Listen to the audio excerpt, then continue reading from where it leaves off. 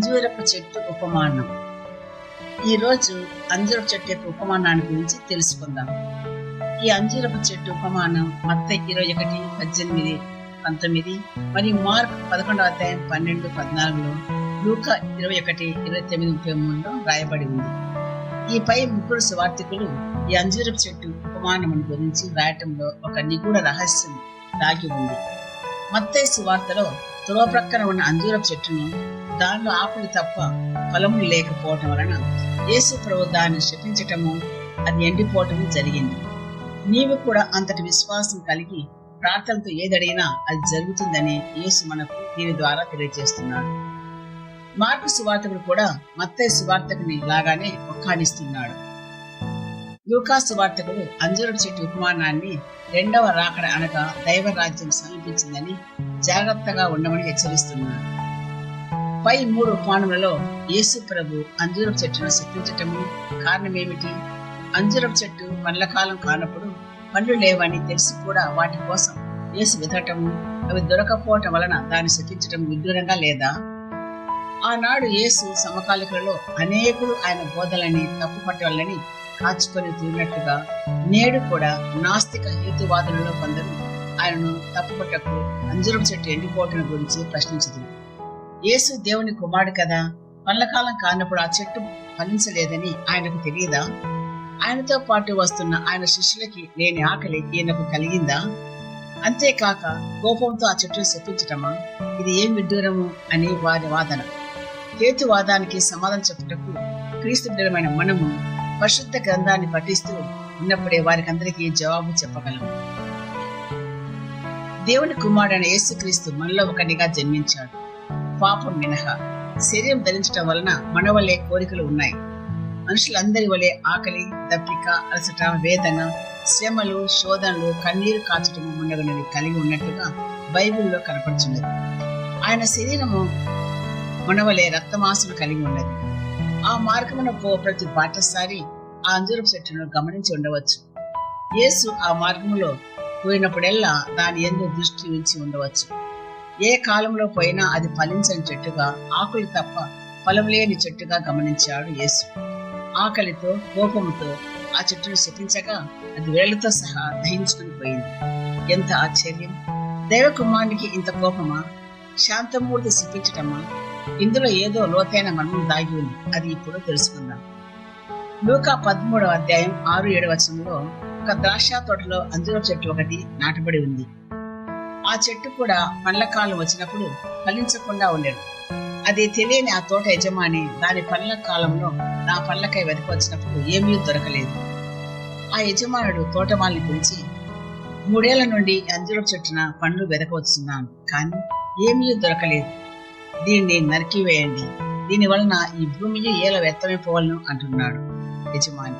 అందుకు తోటమాలి, అయ్యా, ఇంకొక 7 ఓపిక పట్టుము, నేను దీని చుట్టూ పాదు వేసి ఎరువు వేసేదను, ముందుకు ఫలించినా సరే, లేనిచో కొట్టి పారవేదును అంటున్నాడు తోటమాలి.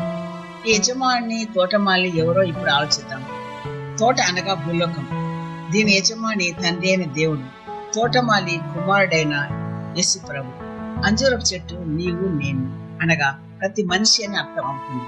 ఈ ఉపమానంలో ఫలించిన ద్రాక్ష అంజూరపు వృక్షమును నరికివేయమని తోట యజమాని అయిన తండ్రి అయిన దేవుడు తోటమాలైన యేసు ప్రభు దీని చుట్టూ పాదు వేసి ఎరువు వేసేదని అంటున్నాడు. ఫలించనిచో కొట్టి పారవేస్తానంటున్నాడు. అంజూరపు చెట్టు అయిన ప్రతి మనిషిగా దేవునికి ఫలములు అందించాలని అంటున్నాడు. పై ఉపమానంలో యేసు ఆకలి కొన్నట్లు ఉంది. ఇది ఎంత ఆశ్చర్యకరమైన విషయం! ఆనాడు ఐగుప్తు నుంచి ఇశ్రాయేలు ప్రజలు మోషే నాయకత్వంలో పాలు తేల ప్రవహిస్తున్న కానాను దేశమునకు బయలువెళ్ళినప్పుడు ఎలీమునకును సినాయినకు నడుమ ఉన్న సీను అరణ్యంలో చేరుకున్నప్పుడు ఆకలి కొన్న ఇశ్రాయేలు ప్రజలకు మోషే ద్వారా దేవుడు వారికి ఆకాశం నుండి మన్నాను మరియు పూరెడి పిట్టలను పంపి వారందరి ఆకలి తీర్చిన దేవుడైన యేసుకు ఆకలి. అలాగే నూతన నిబంధనలో 5,000 మందికి అద్భుత రీతిగా 5 రొట్టెలను 2 చేపలను ఆశీర్వదించి పంచి ఆకలి తీర్చిన యేసయ్యకు ఆకల. రాజు మొదటి గ్రంథం 19:1-8 చదివినట్లయితే, యెజబెల్ రాణికి భయపడి ప్రవక్త ఎలియా ఆ ప్రదేశం నుండి పారిపోయి ఆకలితో అరణ్యంలో ఒక రేగు చెట్టు కింద కూర్చొని ప్రాణాలు విడవబోరెను. అప్పుడు ఒక దేవదూత కాల్చిన రొట్టె ముందు నీళ్లు ఇచ్చాను. దేవుడిచ్చిన ఈ ఆహారం బలంతో 40 రోజులు దేవుని కొండ చేర్చిన ఆ దేవునికి ఆకల? అది ఎంత మాత్రం కాదు. మనం పరిశుద్ధ స్థలానికి వెళ్ళినప్పుడు కానుకలుగా పళ్ళ పుష్పాదులను అర్పిస్తుంటాం. మరి మనం పరలోకానికి పోనప్పుడు దేవాదేవుని యేసయ్య సన్నిధిలో వచ్చినప్పుడు ఒట్టి చేతులతో వెళ్ళగలమా? లేదు కదా. ఆ ఫలములు ఏమిటో ఇప్పుడు చూద్దాం. మత్తయి 3:3లో బాప్తిస యోహాను కూడా ఇలా అంటున్నాడు, పండ్లనేయని ప్రతి వృక్షము నరికిబడి అగ్నిలో వేయబడును. అనగా ఆ అంజూరపు చెట్టు మానవునికి ప్రత్యేకగా నిలబడి ఉంది. ఆ చెట్టు ఫలములు మామూలు ఫలములు కాదు, అవి ఆత్మీయ ఫలములు. అనగా గలతీయులు 5:22లో సుస్పష్టంగా రాయబడి ఉంది. తండ్రి ఆ పండ్లనేయని చెట్టును నరికి వేయమంటే కుమారుడైన యేసయ్య కొద్దిగా సమయం అని అడుగుతున్నాడు. ఆ చెట్టు నరికినా తిరిగి చిగురిస్తుంది. అనగా తిరిగి మనిషి పశ్చాత్తాపముడై ఫలించే చెట్టుగా రావటానికి యేసయ్య మనకు అవకాశం ఇస్తున్నాడు. ఆ పరిస్థితి దాటితే రానున్న రోజుల్లో చాలా భయంకరమైనది. ఎలానా ప్రభు దినం రాత్రి వేళ దొంగ వలె వచ్చినని మీకు తెలియదు కదా. మనం పగటి వారం కనుక అప్రమత్తమై ఉండగలము. కనుక మనం విరిగిన హృదయంతో ప్రభు సన్నిధిన చేరాలి. ఆత్మ ఫలము కలిగిన అంజూరపు చెట్టు వలె ఫలించాలి. రెండవ రాకడ అతి సమీపంగా ఉన్నట్లు ఈ చెట్టు ఉపాయం ద్వారా మనకు తెలుస్తూ ఉన్నది. మన జీవితాలని సర్దిద్దుకోకపోతే, ప్రభువునకు ఆత్మీయ ఫలమును అందించకపోతే నరకాగ్నిలో పడవేయబడతాము. అందుకే యేసు ఫలించని చెట్టుని శపించి భస్మం చేశాడు. ఆ ఆత్మ ఫలములు ఏమిటో ఇప్పుడు తెలుసుకుందాం. గలతీయులు 5:22లో ఈ విధంగా రాయబడి ఉంది, ప్రేమ, మంచితనం, సమాధానం, విశ్వాసం, సంతోషము, దీర్ఘశాంతము, దయాలత్వము, సాత్వికము అనగా విశ్వాసం, ఇవే ఆత్మ ఫలములు.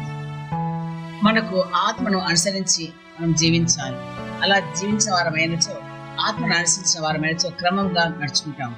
ఇలా ఆత్మ ఫలాలతో మన హృదయం నింపబడితే మనము దేవుని ఆలయంగా మారుతూ, అప్పుడు ప్రభువు నేను నా నివాసాన్ని మీతో ఏర్పరచుకున్నాను అంటాడు. మీ మధ్యనే జీవిస్తాను అంటున్నాడు. నేను మీ దేవుణ్ణి అంటున్నాడు. మీరు నా బిడ్డలు అవుతురు అని దేవుడే స్వయంగా పలికాను. కొరింథీ 2:6 కాబట్టి మనం అందరం దేవునికి ఇష్టమైన ఆత్మీయ ఫలాలు ఇవ్వాలంటే మంచి అంజూరపు చెట్టుగా మనం పెరగాలి. ఈ యొక్క కాలంలో అది చాలా కష్టం. కాబట్టి అంజూరపు చెట్టులు జీవించడానికి సాయం చేయడం భగవంతుని వేడుకున్నాం. Thank you. God bless you.